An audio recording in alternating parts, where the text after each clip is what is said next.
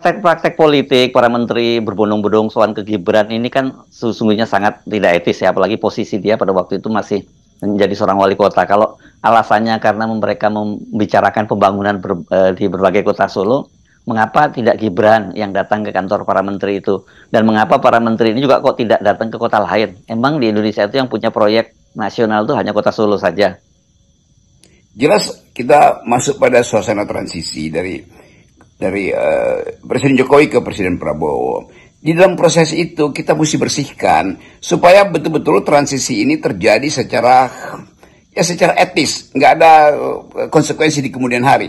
Tetapi sangat mungkin juga ada konsekuensinya. Nah karena itu mulailah hari ini dibersihkan tuh. Kan peristiwa politik transisi nanti di 20 Oktober harusnya Pak Prabowo tidak dibebani dengan kasus-kasus yang sangat mungkin masih melekat pada keluarga Presiden Jokowi. Terutama indikasi korupsi, indikasi money laundering, segala macamnya yang datanya ada atau informasi datang dari luar negeri dalam bentuk analisis, ada yang dilaporkan secara real oleh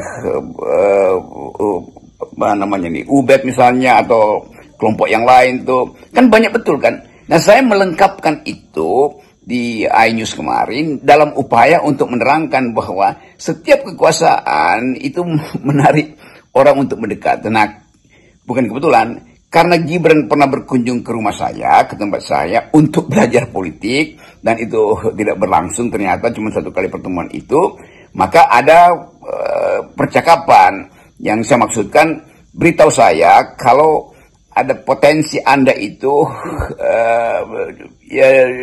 didekatilah atau dibujuk untuk kepentingan politik kan. Itu konteksnya. Jadi betul bahwa Gibran mengatakan bahwa ya bolak-balik menteri berkunjung tuh. Nah saya tidak mau kejar langsung tuh menteri siapa, berkunjung demi apa. Tetap kecurigaan saya adalah itu dalam rangka pengkondisian dari beberapa menteri mungkin yang konteksnya juga mau diganti atau mau di reshuffle. Tetapi tetap saya punya kuriositas untuk tahu tuh kenapa menteri bolak-balik mengunjungi anak presiden. Ya mungkin ada soal APBN, APBD atau bikin proyek, tetapi buat saya itu sesuatu yang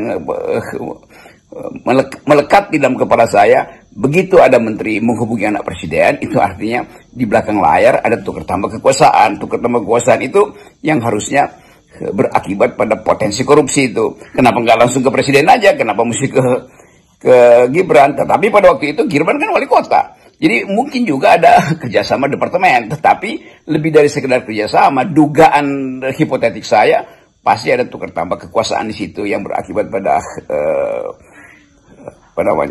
potensi gratifikasi. Ya begitulah. Sesungguhnya banyak